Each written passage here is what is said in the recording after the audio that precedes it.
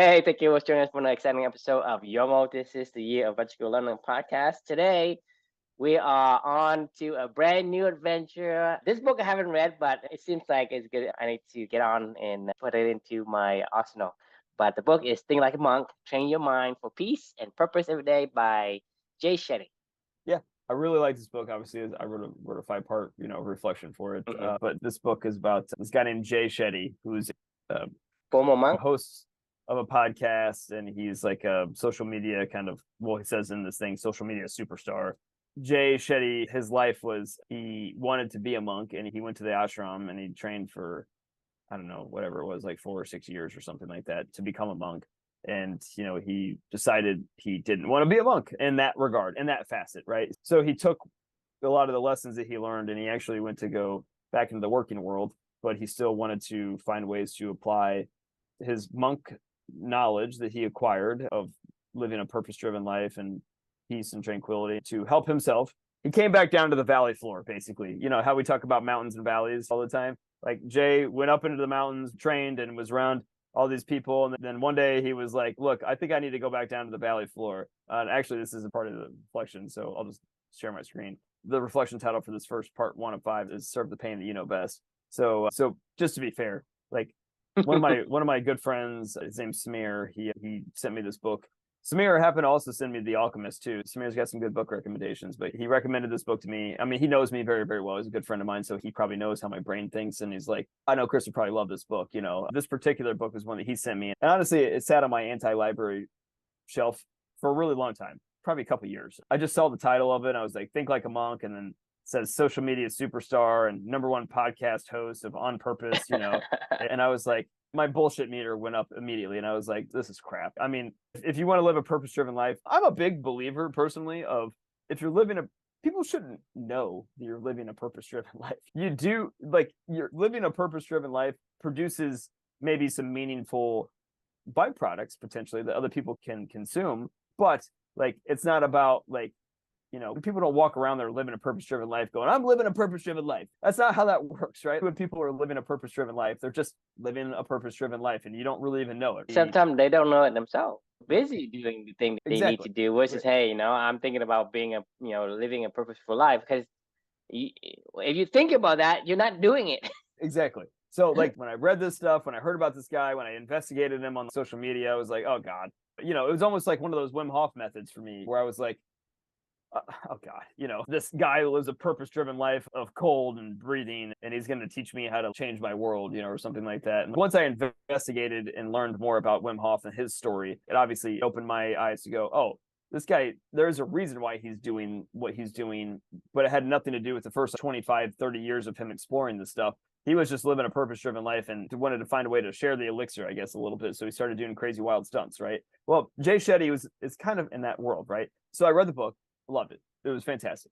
And it answered this timeless question for me of what would it look like? Because I've always wondered this. You and I have talked about this a million times. It's like, what would a monk look like living, dressing like everybody else, back down on the valley floor and working at Deloitte or Accenture or a high-tech company like I work at or something like that? What would it be like to work with a monk on the Zoom call that you're on? Jay's a monk, and you're like, what does that even fucking mean? I don't even it blows my mind to even think about, like, I'm talking to our chief revenue officer or something like that. And he's like, yeah, no, I was a monk for like 6 years and, lived in an ashram and, and you're like, this does not compute, right? It's what happened, I've always wondered, like, what does like a monk walking amongst us kind of look like? Because they get so protected and they're in their little mountains and they are all in their own little cliques and everything. Well, actually, when Jay was trying to leave the ashram after all those years that he had dedicated to living this life, that he wanted to live and he was exploring,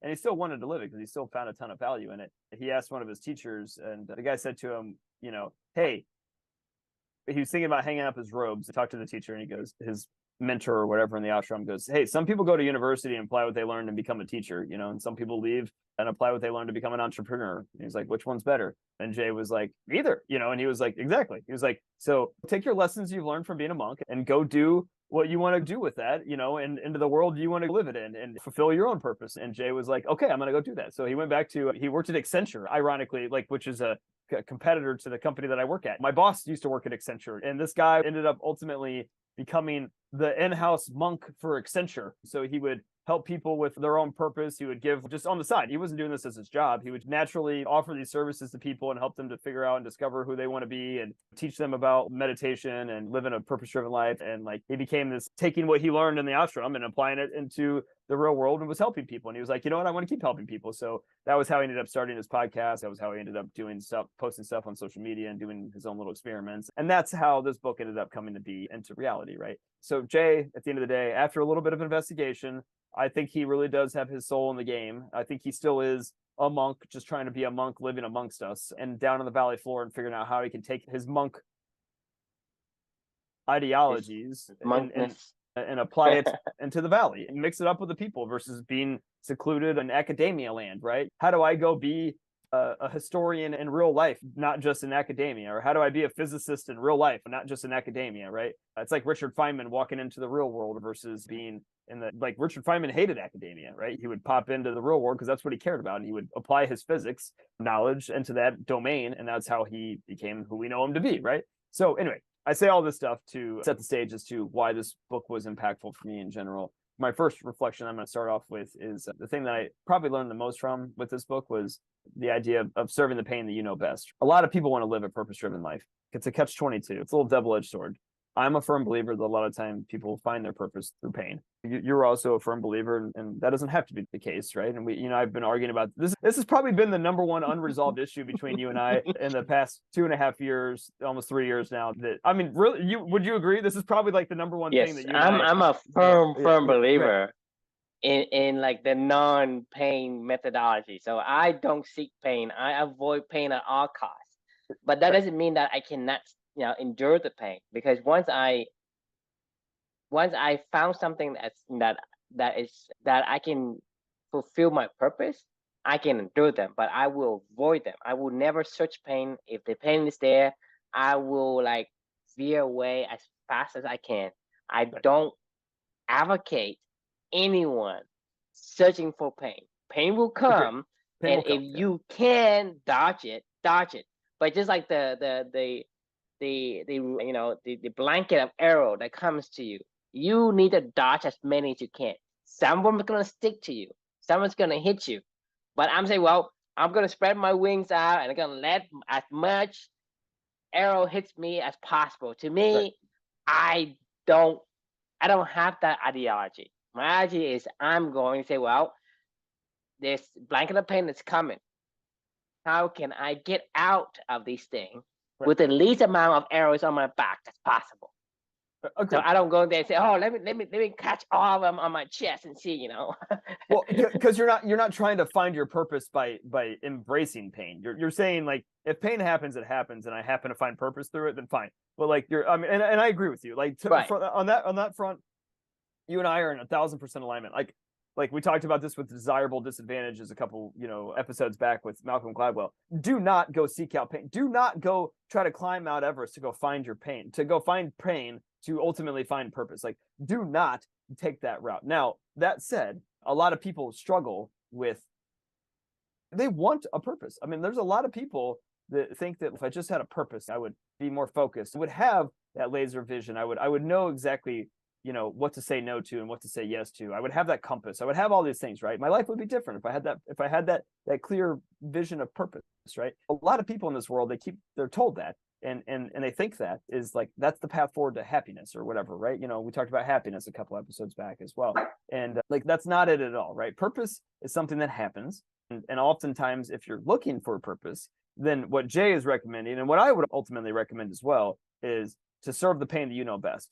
Now, that pain is something that's already happened to you in your life that you didn't choose. Let's set the stage there, right? If you're looking for a purpose, start by serving the pain that you know best. And here's why. For me, my story, and anybody that's listening to this thing knows my story. I definitely have never lived a purpose-driven life before I met my daughter. I'm not going to say that I didn't do things on purpose, but like purpose-driven, where I had a singular focus, I absolutely know the difference. You ever heard of a thermocline? Like I was a scuba diver growing up with my dad and stuff like that. But have you ever heard of a thermocline when you're in the water and you literally see the temperature change from one area of the water to another area?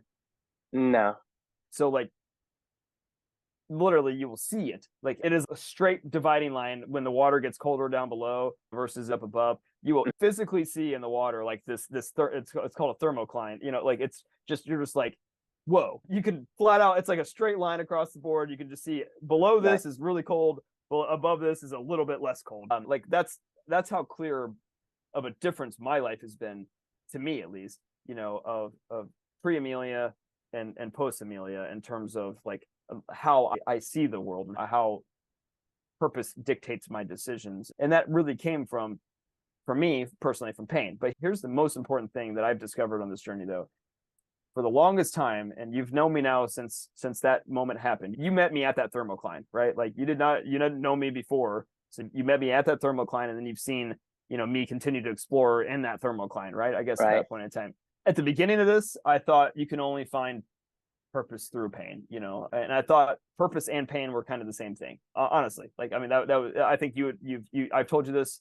I'm like, my pain is my purpose, right? Serving that every single day, finding a way to live for two with my daughter, finding a way to keep her in my life every single day, and to serve that visceral pain that I can still close my eyes, I can feel her presence in the NICU in the last few days of her life, and her last kangaroo session with my wife, and those first couple days after she passed away, and like just how awful life was without her, and trying to fight everything. Like that stuff has gone away. The day after Amelia passed away, my pain level was, if it was on a scale of 1 to 10, I was at 150, or something like that, right? My pain level today, 3 years later, is like a 1.5 out of 10 or something like that. Like I still have a lot of pain when I think about my daughter, but it's nowhere near the magnitude of what it was before. That pain that drove me to want to go get up every single day and to move forward another step every single day toward this purpose that I ultimately found, that's no longer a driving force in my life every single day. Now I just enjoy my purpose with my daughter, right? Like now I just enjoy every single day being able to spend time with her,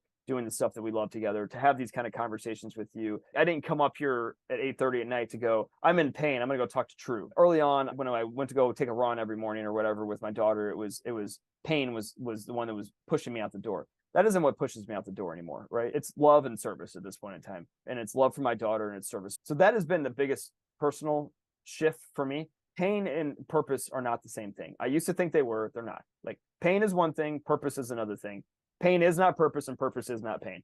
Pain can help you to find purpose, but like that is not what will sustain purpose. Purpose sustains itself because it's rooted in love and service, is my personal opinion at this point in time.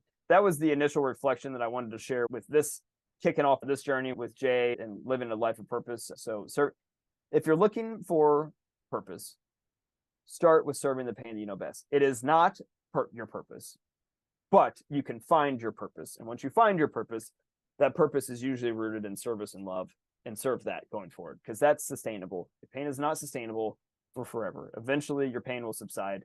What do you think? So let me ask you a question then. What do you mean by serving? I had no other choice in my mind, in my life. And I say this like in all seriousness. I don't know how to describe this other than this.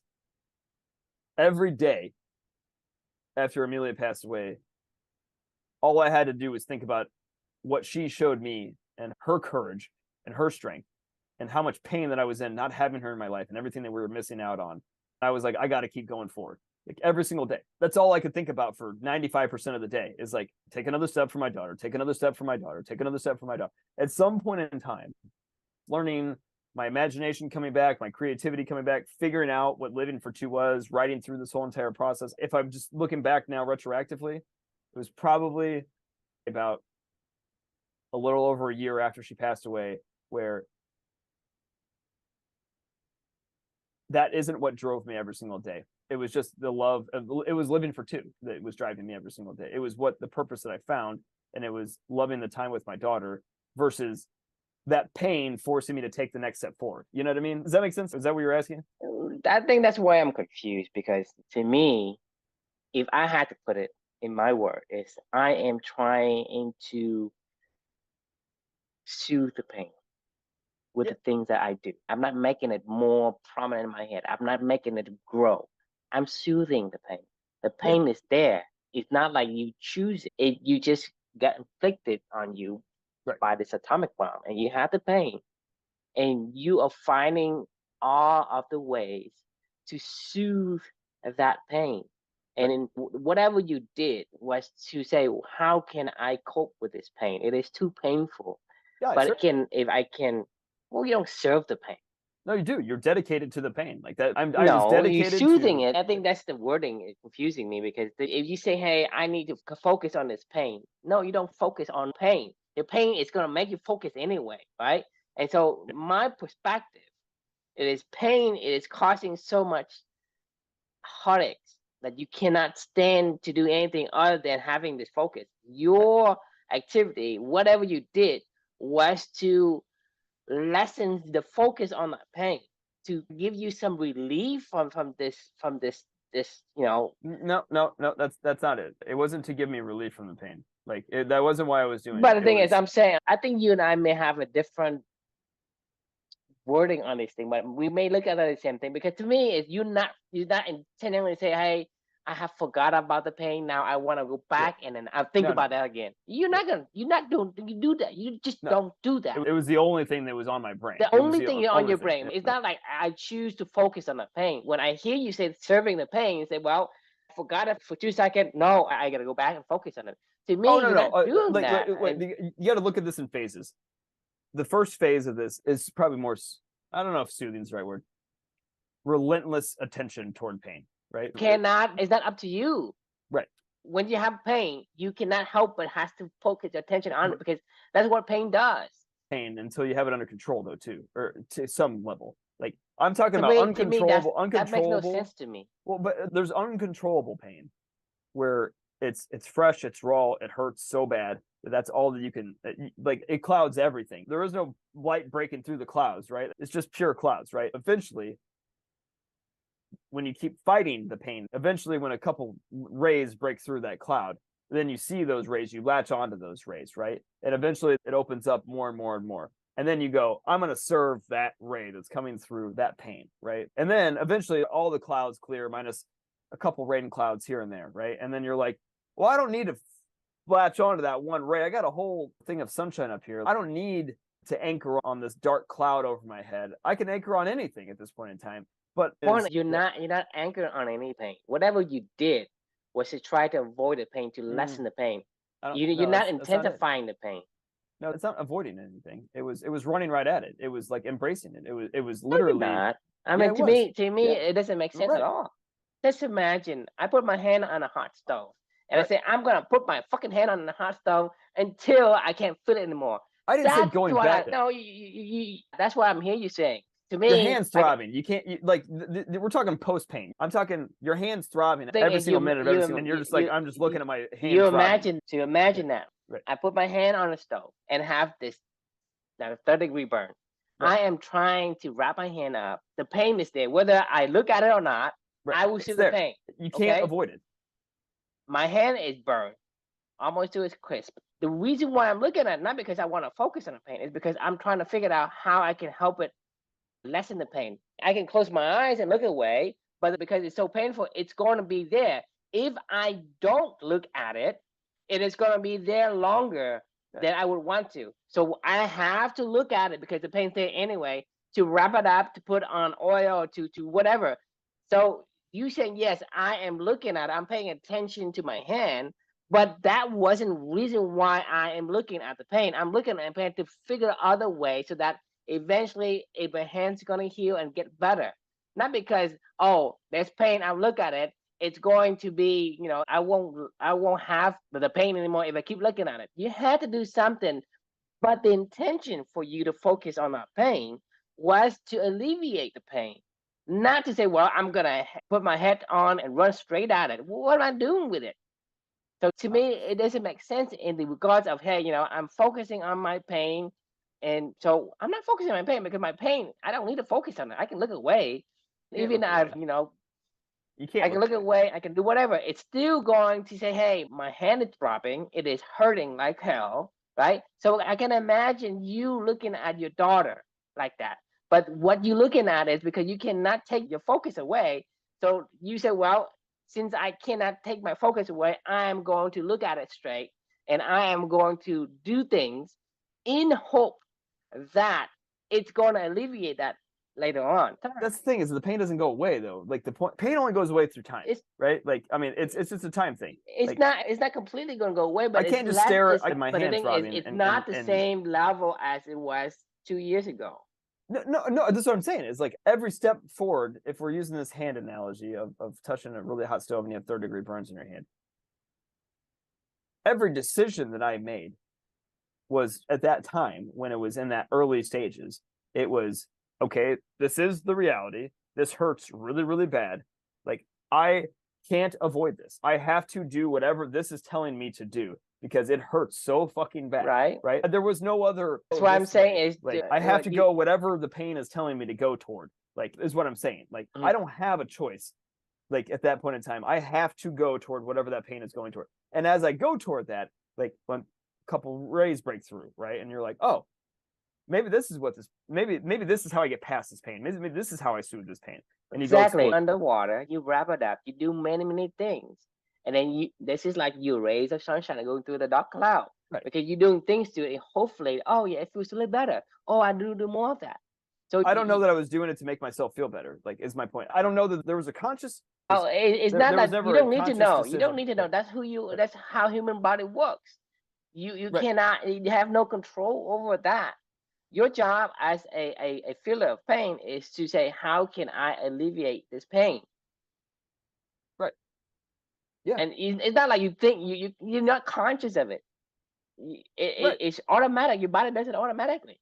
So for when we say serve the pain, you would say, hey, consciously, I'm going to look at it. You know, to me, it's redundant because the thing is, you are going to be looking at your hand. What I'm describing to you is that was my decision. Other people might go, I'm going to go drink a gallon of vodka and just pass out. I'm going to go do every drug that I can possibly do so I can just.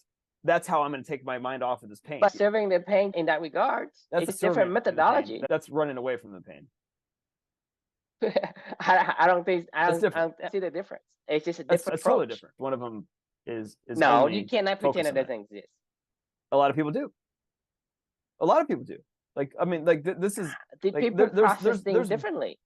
But there's people all over this world that have been in serious pain in their life. That they just shoved it deep down and find other ways to soothe it and going in different directions. This is like the whole atomic bomb. You know, I'm just telling you that, hey, the thing is, we need to be really impeccable with the word, because what you're saying here is, as long as I go and drink alcohol to numb my brain from the pain, right?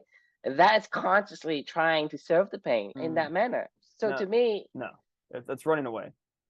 Serving the pain is my fully point, present with the pain. Still, you look at that word and think of something else. Yeah. I look at that word and think of something else. That means there's a problem with the word itself. Yeah. So you cannot say, well, this word is okay, it's perfect. It sounds good to me. It works on my computer. It doesn't work in production. It works on my computer. Nothing wrong with it. So can you take my word for, hey, it works on my computer? I understood it. Well, the thing is, my point is that the word serving pain isn't, to me, it doesn't give me that kind of an image like you had. Because for me, like, I can say, well, serve the pain. What do you mean by serving the pain? It's like, I'm confused by that word. And saying, like, I can serve the pain by doing what? Oh, I can go and take some drug. Well, I'm serving it. Right. Because pain told me to do something. Maybe I'm supposed to be a drug addict. Maybe that's my purpose. But the thing is, in hindsight, right, you only can see in hindsight. But when you are in the face of this trench, when you make the decisions and say, well, I'm looking at reflection 59, serve the pain. What does that mean? Okay. If I interpret it wrong, then what happens? Most people are going to go to another deep dive and out of spiral. And so to me, this is why I'm asking is, what do you mean by serving the pain? What I mean is to take a really deep dive into the actual pain itself. Like, that's what I mean, is serve that pain until you find a way to soothe that pain. And so that's the thing is, the confusing for me is the questioning of the word serve. Okay, you keep using the word serve. Yeah, you're a slave to it, man. Like, that's what I'm trying to say is, like, when you are in pain. But my point is pain. You, in the way that you describe it, serving the pain, you have no choice. No, you do have a choice whether you want to actually put your attention toward the pain and literally embracing the pain, or you have a choice to run away from it. Like, this is the atomic bomb effect. Or you could sit there and die, or pretend like it never happened and try But to that's what rebuild I'm the world saying. around. In any of those approaches that anyone can take, you can call that serving it. I get what you're saying. I understand what you're saying. Like, what I'm saying is, fine, let's change that in the spirit of being impeccable with your word, right? It is run straight at the pain until you find a way through it. And then once you find a way through it, you share that with other people. What happen if I chop my hand off? Maybe that's a solution for people when their hands burn Whatever, off. I take drugs. You can That's try that. running at And it. if it doesn't That's work, what I'm saying then it doesn't is work. whatever the approaches we do, it's still trying to deal with the pain. You know, I don't know if the word is correct, but it's to deal Dealing with with the pain. is different than Like, serving it. no, you're serving it. A servant to something is going, okay, you are my master. Like, I have to, I'm subservient to you. Like, I can't, there's no, like, my whole being is saying, I can't move on with life until this pain is no longer But the that only isn't thing that I can think isn't about. that automatic? Because when pain is there, No, it's not automatic. when you do what it needs you to do. You don't. Like, think of so many people in this world that are in serious, serious pain. Think of all the quote mental health crises that we have in this country, right? Of these people that are in serious pain, that are doing everything they can to mask that until it brings itself to a head where they can embrace it, right? You know, but they still choose to not embrace it. They go, give me all the drugs, give me all the whatever. That's what I'm saying. We are not understanding the concept of pain. And if you don't understand the concept of pain, you say, well, I'm going to serve the pain. And even if that is a solution, the interpretation could be many, many folds. Until you understand what the purpose of pain is, then you may find a solution that is going to be aligning with who you are in your future. So I'll give you an example of what we mean by that, because pain has a purpose. So let's say you're driving a car down the road, okay? You see an engine light comes on. The engine light is pain. There's two things you can do to that pain. One, you can unplug the light and it goes away. Or you can fix the cause of that pain. So if you understand what pain and its role in your life, you can make the decisions to where it's going to be, well, if you look at the light and the engine perspective. But it might take you 3 years to figure out, like, you might have to go watch 900 million YouTube videos and go to, this is exactly my point, is what you just said is if you really want to solve the problem, you have to run right the fuck at whatever that check engine light is, and you got to go learn, you got to go grow, you got to go, explore, you got to go figure out all these things. You got to go to school, you got to go find other people that understand the stuff, you got to go read. But that's what I'm saying is things. All of that thing that we say, the reflection title doesn't say that. Yeah, it does. That's what I meant. That's exactly what I meant. Is like, you have to serve that check engine light until you can figure out how to move past the check engine light. You have no other choice but to serve that if you want to actually get back on the road. Well, there's three things that you can do, okay? You can fix the cars. But the car will break down in the other two situations, and you're stuck on the side of the road. But the thing is, at the moment, it's still driving. The check engine light is pain, it's warning. Sure, if you can drink a bunch of alcohol, no, you're still rolling down the road. You are looking. You are taking yourself as if you are the spectator. You see everything. You have to be yourself in the first person. You are in that. Yes, you can go a little bit further for a little bit longer. You have three choices. Right. Continue driving. Take away the lights. Fix the thing. Fix the problem. The problem is unknown.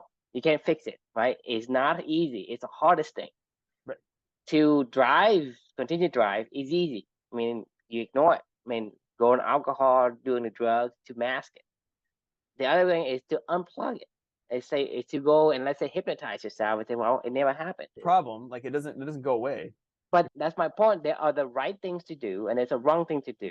And so in order for us to figure out which processes with methods are the right for us in the grand scheme of things, in the hindsight perspective. I said if you wanted to find your purpose, go serve the pain, is what I'm saying. Like if you want to go spend 3 years in school and with a stalled car on the interstate and you're like, damn it, I'm getting closer to figuring out how to get this car started again. You know what I mean? I'm talking to all these people. Well, the thing is, this is what I'm saying is, it's not always like that, because you think about it in the car analogy.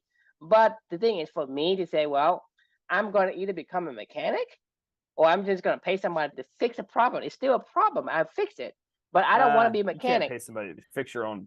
This is your car. No, come on, this man. is your car. I'm talking about the analogy. Analogy is not going to be perfect. And so the thing is, you saying, well, if you serve the pain, you're going to find your purpose. To me, that's not always the case. I mean, hell, I could go pay a psychiatrist to fix my problem, but do you think they're going to fix it? The thing is, things are more complicated than it is. The analogy of the car is just a very simplified representation of what we're talking about. Because I think it's a good analogy. If you hold on to every single flaw that I give you, then what's the point? Because the thing is, it's not apple to apple, because we can't understand this complexity. So we're trying to simplify it with this car analogy. But I'm saying is, in that spirit of, there are multiple ways to do certain things. So it is not 100 or 101 that you're going to have when you serve the pain. You're going to find your purpose. Sometimes serve the pain, your purpose can be something else as well. So that's the caution. Don't say that, hey, this reflection is, take this is, because this is what people do.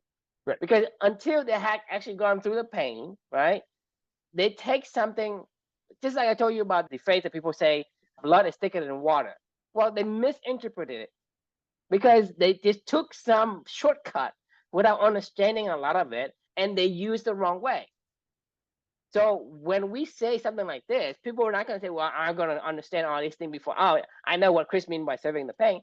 Because then if people are going to take it as is, oh, serve the pain, okay. So well, hang on. Let's pump the brakes really fast on this, because like what I'm saying here is a lot of people think that the answer to their problems of life is, if I just had a purpose, then I would have that clarity of what I want to do in this world, right? That's what I'm trying to get at. These people that are seeking a purpose. I'm not saying go seek a purpose necessarily. I'm saying that if you think that you need a purpose in your life, I'm saying that if you want to start somewhere, start by looking at the things that have been the most painful for you, and that will be the problems that are the problems in your life that you cannot avoid. You will have to put everything that you have into that. You'll have to put every resource you have into solving that problem. And by doing that, you will then come out of it on the other side of it going, damn, okay, I think what I know what I can do to help other people, and that's what, when you, let's say you have a pain, you're going to have to serve it, right? Quote unquote, serve it, whatever that means. You're going to have to serve it.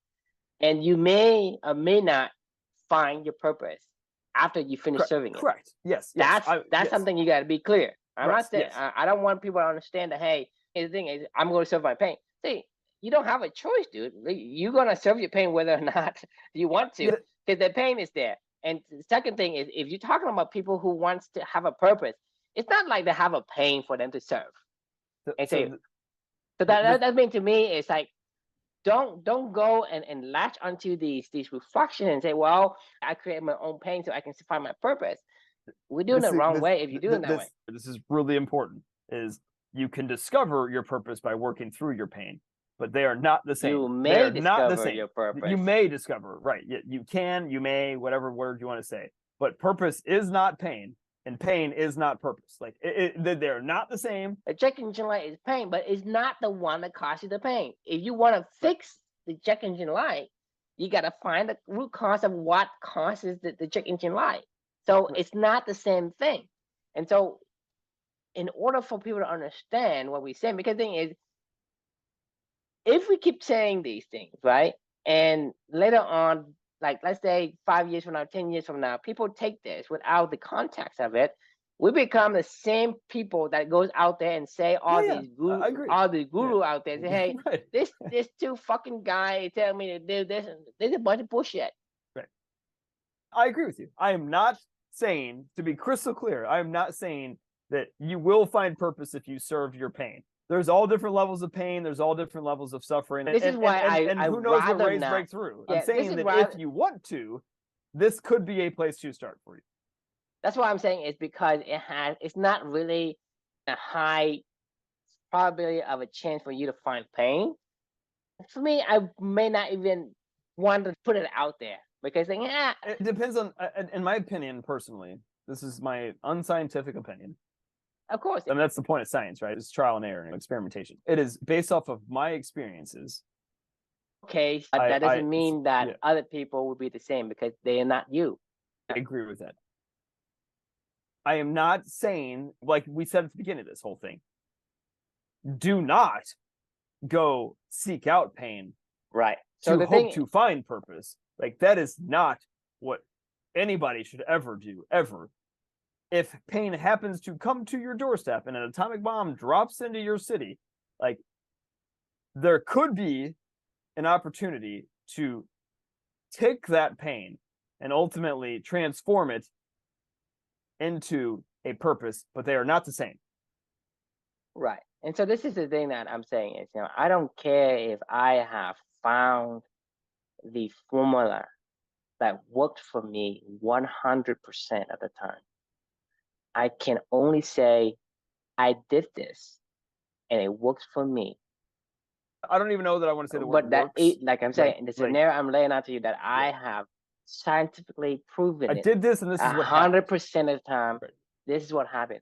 A lot of these things is just our opinions. This is what happens to us, and this is what we did, and this is the result.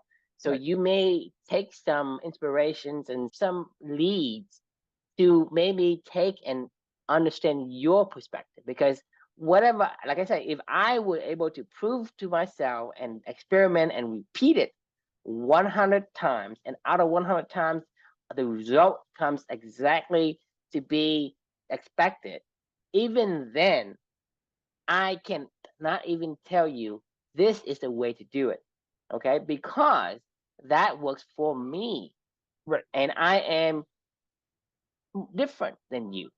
So a lot of time when we say, hey, serve your pain, and say, oh, I serve my pain, and I found my purpose. It's not like, hey, you go serve your pain too. I agree. You may. It's up to you to do that. The thing is, later on, because we're gonna have 365 of these, 400 of these things, and people are gonna look one of these things and say, wow, I'm gonna serve my pain, and then they take this thing out of context. Most people, because of the if you understand it, but you cannot tell me to understand it, then chances are some people who are not you may misinterpret just like I did. I agree with you. We talked about this recently with the whole desirable disadvantages of, like, pain. You do not want it. Like, nobody wants pain. So those people that tell you, like, go seek out failures and go do all this other stuff, don't do that. Stuff just is going to happen to you. Like, you're going to fail. Like, there's going to be bad things that happen to you in life. Those are times when, if you want to use the adversity hypothesis from the happiness hypothesis to really run at it hard and find a way through, then maybe there could be purpose on the other side of it. And this is all so hypothetical. And to your point, what I was going to say earlier when I was trying to keep from jumping out of my skin for a second, was, you say this a lot of, I don't know what the word is, but, like, it's the 1 out of 100 that survives, that we tell the story, and then in that story, what survivorship bias, right? So maybe I'm 1 out of 100 people that have gone through an atomic bomb event that I'm telling you that serve the pain, the best is the way to find purpose, right?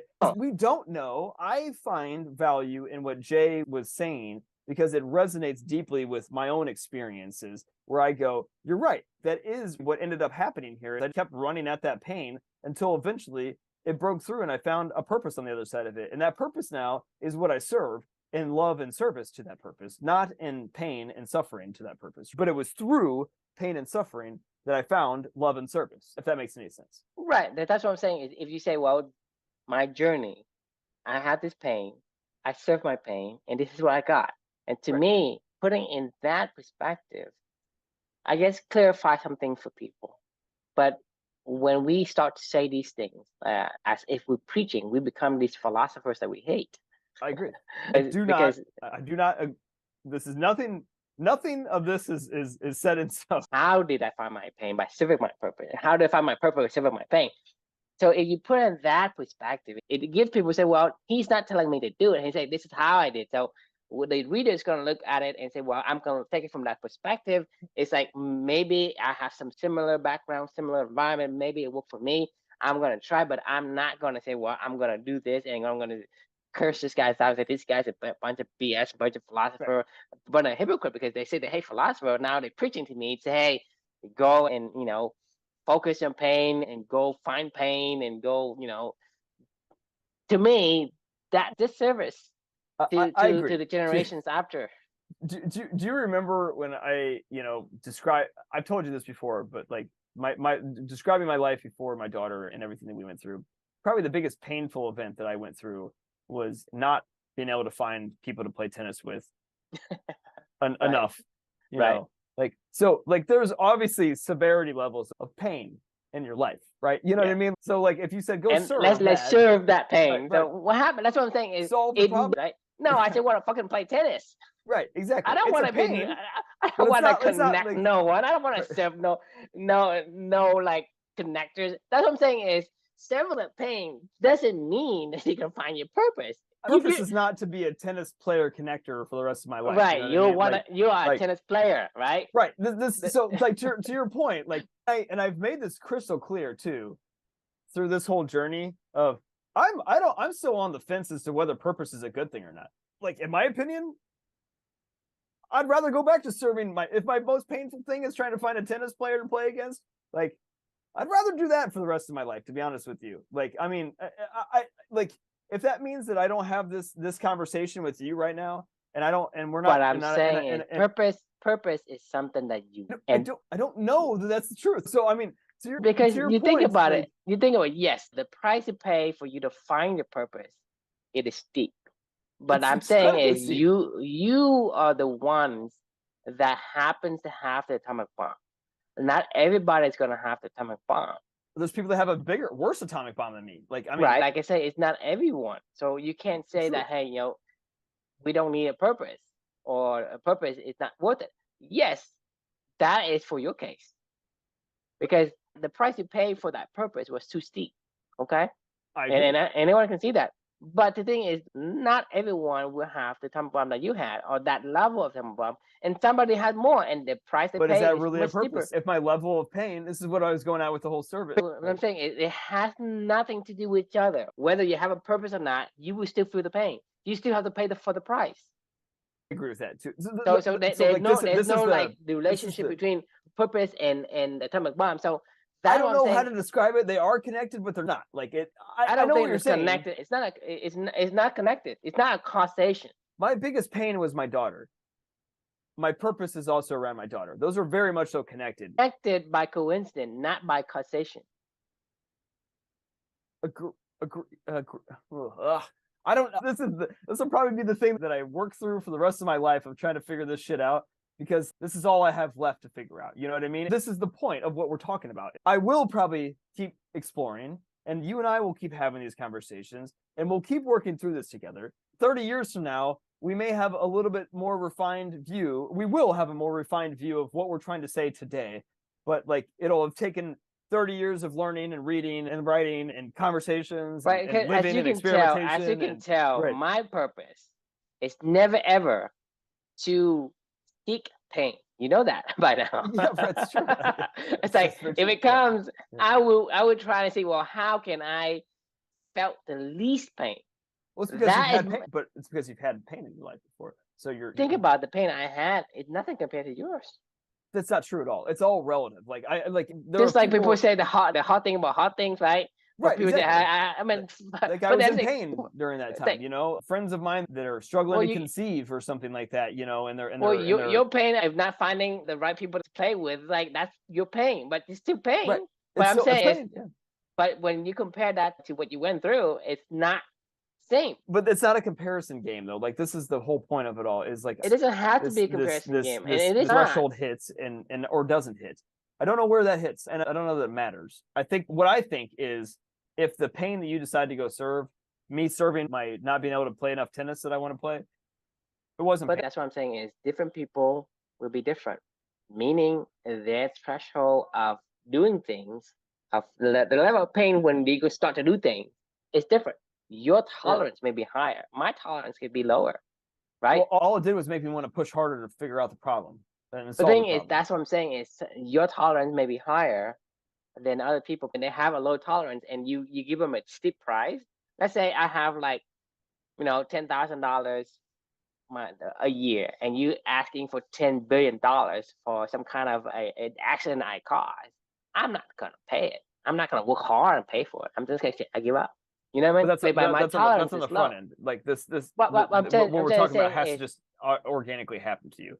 Somebody has to say, "Hey, you owe me $10 billion," and you're like, "How the fuck do I owe you $10 billion? I make $10,000." And you're like, "I don't care. You got to pay me $10 billion," and you're like, or you die, or your family's dead or something, Right. You see what I'm saying? Right. Because the thing is, the tolerance of a person is different. So the level of tolerance for the pain is also different. That's what I'm saying. It is hard to go out here and say, well, serve the pain that know your best, period, or exclamation. I agree. I appreciate your perspective on these conversations. That's why we do this stuff, right? This is a very fine line conversation. Like Jay Shetty's pain. You know what Jay Shetty's biggest pain was? There was something about his parents or something like that. But really his biggest pain was, I don't want to be in the ashram. I just want to be able to go do what I want to go do. That was his biggest pain. That was what led him to, and I'm not saying there's something bad or good about that, but that's why he wrote what he did. That's why he's But I'm saying a podcaster, writing this book. There's no direct correlation between pain and purpose, right? His pain is like, oh, you think his pain, but when we look at it from outside, it's not really that pain. Ashram, and you learned some shit, and you were like, I don't think this is the right environment for me. It was painful. Okay, it's fine with me. I mean, go take what you learned and go apply it somewhere else. But that's what I'm saying. Even if somebody has a pain, right, and they follow this, serve the pain they know best, and they didn't get the purpose, they can say, those two guys are a bunch of bullshit. They're just BS, they went through everything. So what are they doing, right? So that's what I'm saying is, it's, if I don't see what you see, then it's very delicate, and it need to be kind of like clarified. Hey, look, this is not in a unique situation that Chris went through, and this is what he did, and this is what he found, right? If you can take inspiration from that, great. If you can't, no big deal. Correct. Same thing with Jay Shetty, right? He went through a unique situation, and this is what he found, and this is what he's sharing. I resonated with him, and some people who won't. I mean, and that's okay. But that's the point. It's like, because if you share similarities in terms of your. And the final question is, where did you start your search for? Where did you start when beginning your search for purpose? Right? Like it could have been somewhere else. Maybe it was pain. Maybe Jay and I were in pain.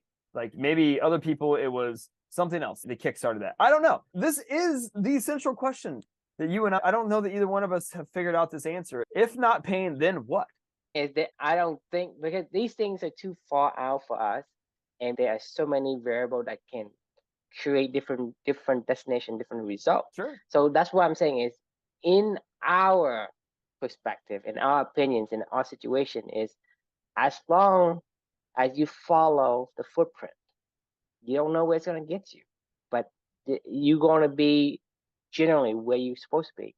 Like I say, if you say that I enjoy doing something because that my body feels the level of enjoyment because I was made that way, then you do those things, and eventually it's gonna give you a higher chance of finding the purpose that fulfills you. Because if I'm a beaver and I do the water, because I love water, right? Because I have waterproof pelt and waterproof paddle, right? I enjoy that more. I excel that more. So I stay in there rather than going to a lion pride, climbing on rocks or whatever, and trying to be this lion. So but the first beavers that found damming, how'd they find that? It is to follow the affinity, meaning, hey, I stumble on something. I'm just wondering, because this is what people do. We are explore, and we're going to find things and say, oh, I like this, or I like cake, oh, I like frogs, or I like whatever. Then I say, well, I don't like frogs, so I'm gonna stop chasing the frog. I'm gonna go chase a cake. And chase a cake, maybe there's more. Maybe I like cookies better. Right. It's similar, like cake may be similar to cookies, and I follow that trail, and eventually say, well, I like this more. So basically, you gotta get to the next step, and the next step, and the next step, and kind of evaluate. The first beavers that decided to dam, why did they do it? They are born that way. Disagree. Why? They probably ran out of water. I don't know. They were probably in a lot of pain. They didn't know what to do. So they were worried there was some drought that happened or something like that. And they're like, you know what? If we just like plug up this river and we make sure that we can have water here sustainable for our family or whatever, like that's why we're going to do this. And that dam probably exploded. And they're like, we got to get better at this. And then they taught their kids, and all the other beavers were like, this is what we do. Like when the new beavers are born, then they're like, oh, we just go dam. You know, they probably have no reason. They probably have no idea why they're damming. They just dam because that's what, beavers have always done. But like at the end of the day, there was some beaver had to start damming at the beginning. It wasn't like they were just born dammers. You know what I mean? So the thing is, that's what I'm saying is the first beaver, they are solving a pain. But because that pain, it's not like they go and they look for, hey, I have this water dam over here. I don't want it. I'm gonna go over there to the desolated place. So that's what I'm saying is, if there's water there, then yeah. But if there's no water, that means that it wasn't my choosing that there's no water. Then I have to figure it out. And that's what I'm saying is, you're gonna have to figure out whether you want to or not. Problems. You have to solve that pain problem. So my point is not different than before. It's like pain's gonna come because that's just things that are gonna happen. It's outside your control. And when it comes, you can't really ignore it. You're gonna have to find a way to solve it, and you're gonna have to endure the pain and figure out how to solve that problem. But if there is water there, and happen to be liking water, I'm not gonna go to another place, and I'm gonna say I'm gonna go to a place where it's hot, and I am not very good at surviving that particular environment, and I'm gonna start building dams and fixing a problem at that place. You think about it, that's just absurd. So pain is something that we can control and it will come. But I'm saying, hey, I wish it doesn't come, but if it comes, I'll deal with it. That's my philosophy. That's my own philosophy. I'm not seeking pain, but when pain comes, I am content to find ways to deal with the pain. That's what I'm saying is that's when you find purpose. As a blanket arrow comes to me, I'm gonna dodge as many as I can, but I know that I'm gonna get hit with the field. And that's my whole point of this whole thing is that's when you find the purpose. That's when we say beavers must dam. But the first beaver had to figure out why they needed a dam in the first place. So they did because they were serving the pain that they knew best. And they were like, I need water. I'm saying, I want to protect my family. My whole family got wiped out. But my point still holds. We don't have a solving of the no water problem. Could be like, let's say there's a bunch of groups of beavers. There's some group of beavers who did not build dams. Right. And that solution didn't work. And they lost their whole pride. It may work temporarily. It may work temporarily, but because it wasn't that purpose, they did not survive. They did not solve serve the pain, right?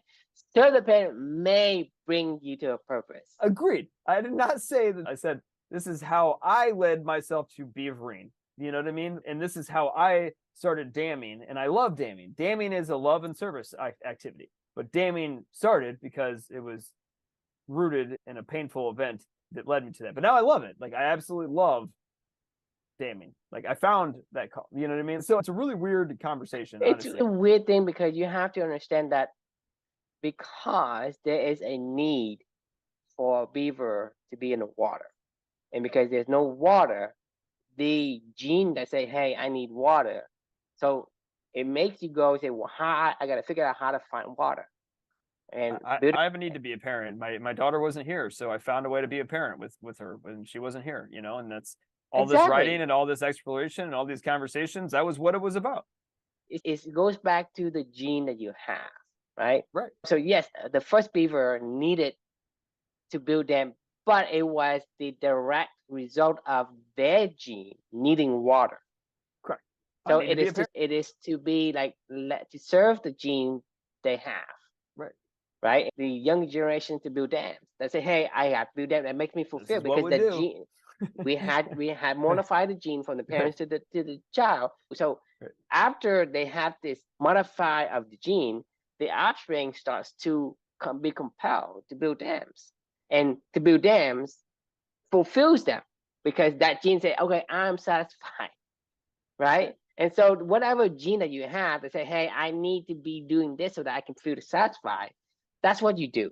And if an atomic bomb comes to you and causes you pain, deal with the pain, but don't ever go seek pain. Right. That is one thing that you and I 1000% can agree upon. and we will always agree upon the idea of desirable disadvantages and seeking pain and climbing Mount Everest for just for fuck's sake. You know, I'm okay with you climbing Mount Everest if, I don't know, if you happen to crash land on Mount Everest and you're like, oh God, like there's a storm coming and the only place I can go is up and I got to get to the top of that peak and over it to be able to get to wherever. Fine. Then fucking you climbed Mount Everest. Do what you need to do, right? You got to do what you need to do. But don't ever go and choose it, because if you choose it, it just goes against all the philosophy of my being. Say, hey, don't do dumb. that. So dumb. It's beyond dumb. Like no beaver is gonna go, I'm gonna go destroy all of my friends and family with a water drought. You know, I want them to learn how to build advanced dams. Right.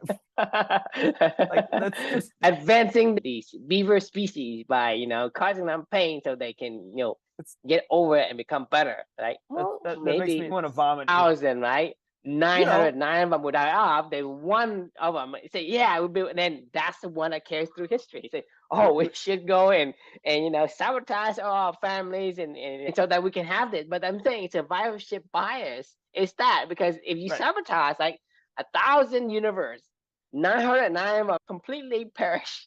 One that survived, because when they completely perish, no one writes it, no one passes it down. The only one that passes down is the one that survived. You think about it. Yep. Who writes the fucking book? The one that still lives. I mean, 100%. Yeah, I agree. All right, we got to put a pin on this tonight. That was a fun combo, but I think let's wind this one down. So the question we can leave for everybody, that was a great conversation. Obviously, purpose is very, very delicate. So the question we can leave with you all is, where did you start when beginning your search for purpose? If you haven't, that's okay. Love to hear your thoughts.